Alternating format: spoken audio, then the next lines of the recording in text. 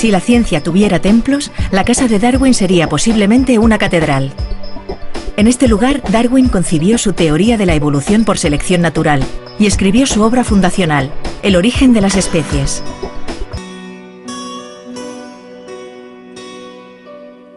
Estoy realmente emocionado, es para estar emocionado.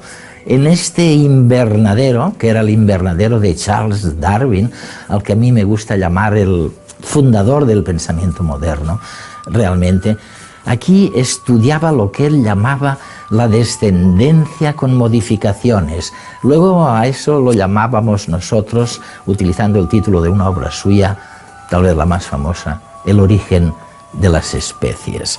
Pero es fantástico pensar que empezó en este lugar de la campiña inglesa estudiando el origen, nuestro lugar en el universo, y acabó en los mares, en las Islas Galápagos, Dios sabe dónde.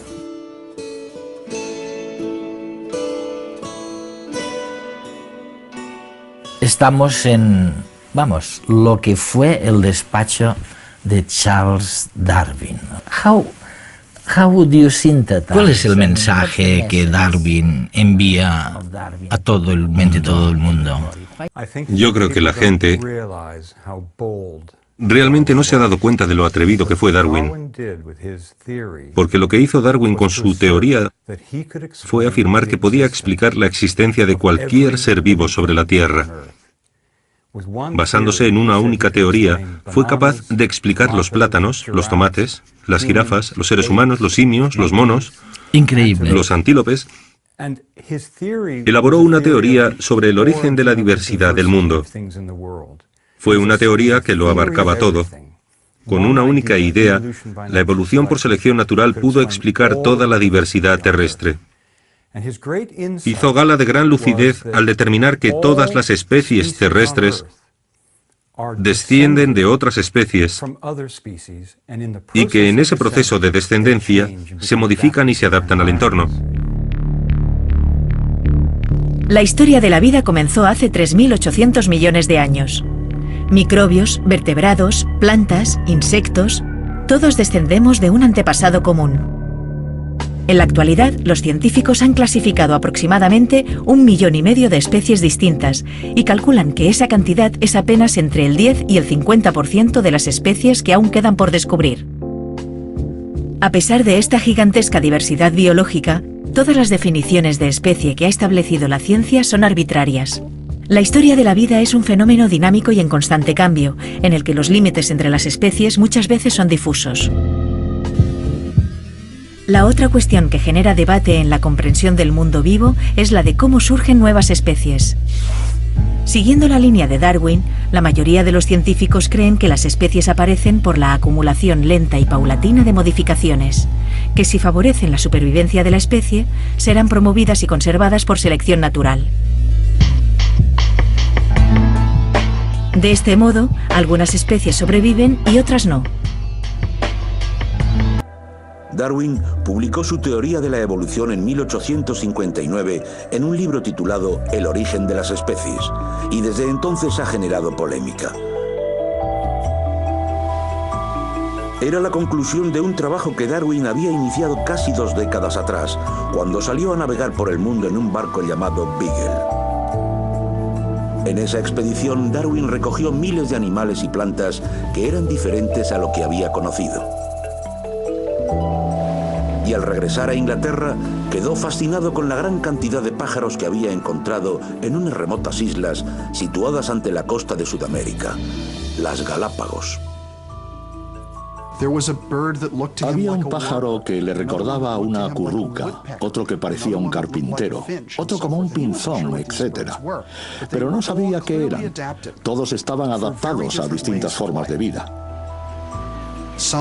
Algunos comían insectos. Otros buscaban grano. Otros podían romper las enormes semillas de algunas de las plantas que encontramos en las Galápagos. Tenían aspectos distintos, picos distintos, diferentes estilos de vida. Cuando Darwin pidió ayuda para identificar a los pájaros, se llevó una sorpresa. Estaba abrumado, maravillado, cuando oyó lo que le decían los ornitólogos británicos. Todos son pinzones. Este no es un pájaro carpintero, es un pinzón. Este no es una curruca, es un pinzón.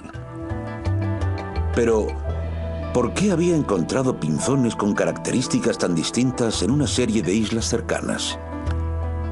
Darwin argumentó que en la naturaleza los organismos individuales compiten por recursos limitados, como la comida. Si un pájaro nace, por ejemplo, con un pico algo más grande que los demás, puede tener ventaja en una isla en la que abundan las semillas grandes. Con el paso de las generaciones, los pájaros con los picos grandes tendrán más posibilidades de sobrevivir y de reproducirse, perpetuando en sus crías este tipo de pico que representa una ventaja. Darwin lo llamó selección natural, porque las fuerzas de la naturaleza, como en el entorno de una isla de las Galápagos, seleccionan a los organismos mejor adaptados. Así llegó a la conclusión de que con el paso del tiempo daría pie a nuevas especies. Lo que Darwin destacó era un principio general, algo que observamos fácilmente en la naturaleza, que las especies no son inmutables, que con la influencia o la presión de la selección natural cambian con el paso del tiempo. Darwin creía que todas las plantas y los animales que vemos en la actualidad se habrían desarrollado siguiendo ese proceso. A la evolución gradual de las especies nuevas la denominó descendencia con modificación y representó las relaciones entre todos los seres vivos en un árbol de la vida en el que cada rama era una especie descendiente de un antepasado común. Si seguimos el árbol de la vida desde muy atrás, por ejemplo desde nuestra rama, vemos nuestro parecido con los simios. Y si bajamos un poco, vemos las similitudes con otros mamíferos. Más abajo con los reptiles y finalmente con los anfibios, los peces, hasta llegar a los gusanos, las medusas, etc. Vemos que hay una continuidad en la vida del planeta. No somos excepcionales, somos una rama del árbol de la evolución que lo incluye todo. Darwin creía que las pruebas para su teoría del antepasado común se encontraban bajo el suelo en forma de fósiles transicionales. Por ejemplo, si tras millones de años los peces dieron paso a algunos animales terrestres, deberíamos encontrar fósiles de criaturas que se extinguieron y que eran mitad animal acuático, mitad terrestre. En 1999, el paleontólogo Neil Sabin salió a buscar una de esas criaturas. Lo que la evolución nos permite es realizar predicciones de lo que podemos encontrar en los restos fósiles. Y la predicción está clara en este caso. Si vamos a buscar las piedras de la época adecuada y del tipo correcto, deberíamos encontrar la transición entre dos formas de vida, el pez y el anfibio. Muchos científicos creen que la vida empezó en el agua hace por lo menos 3.500 millones de años. Mucho más tarde, unos 375 millones de años atrás, el árbol de la vida se ramificó cuando los peces primitivos evolucionaron en anfibios, las actuales ranas y salamandras que viven parte de su vida en la Tierra. Con esta predicción entre manos, Sabin y sus compañeros organizaron una expedición a uno de los lugares más desolados de la Tierra, el Ártico canadiense, a unos 800 kilómetros del Polo Norte. Ahí se encuentran las rocas adecuadas para poder responder a esta incógnita del árbol de la evolución, que sería la conexión entre los peces más primitivos y los animales de cuatro patas o tetrápodos. Tenían que encontrar el fósil de un animal que compartiera rasgos con los dos. Uno de mis compañeros estaba cavando y descubrió un morro que salía por uno de los lados del acantilado. Así, fueron quitando más piedra y más y más, y nos dimos cuenta de que era el morro de un animal con la cabeza plana. Así constatamos que un animal de cabeza plana de 375 millones de años de antigüedad iba a ser interesante. Lo bautizaron Tiktaalik, que significa pez grande de agua dulce en el idioma de los inuit.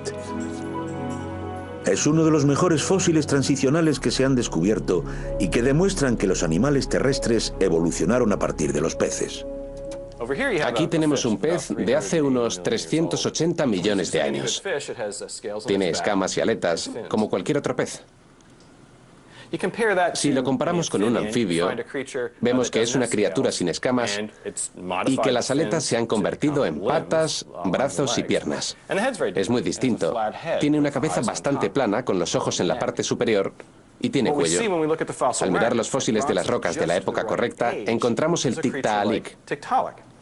Tiene escamas en la espalda, como los peces, y aletas, las vemos aquí. Pero al observar la cabeza, vemos que es muy distinta. Es muy parecida a la de los anfibios. Plana, con los ojos en la parte superior. Y al separar la aleta aún queda más claro. Si miramos dentro de ella, en este molde, vemos que tiene huesos parecidos a los de nuestro hombro, codo y muñeca. Todos los huesos.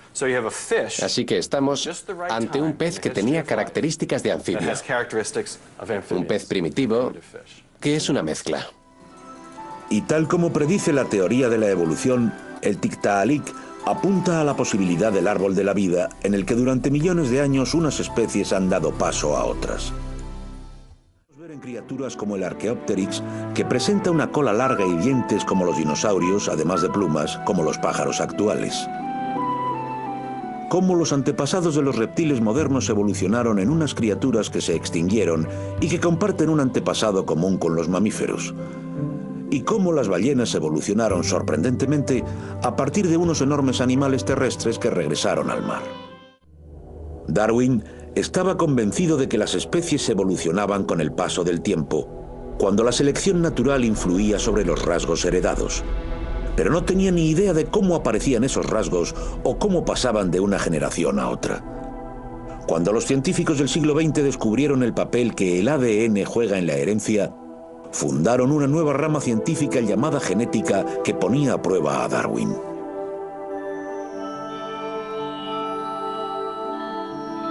Casi todas las células de los seres vivos contienen cromosomas compuestos por densas hebras de ADN que son una muestra de las características propias de cada organismo. Durante la reproducción, los cromosomas de los padres se copian y mezclan sus partes para producir cromosomas nuevos.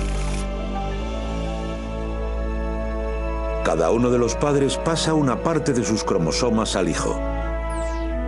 Pero el proceso no es perfecto. Mientras tiene lugar, el ADN puede sufrir mutaciones o errores. De este modo, cada uno de los hijos tendrá un diseño único. A veces son características benignas. A veces son perjudiciales. Como un ala deformada. Puntualmente este proceso da como resultado un rasgo beneficioso. Por ejemplo, una mariposa con una coloración que imite a otras especies de sabor desagradable para los pájaros. Unos 100 años después de que Darwin propusiera que la selección natural tiene efectos en los rasgos nuevos de la población, la genética reveló el mecanismo biológico que da paso a esos rasgos.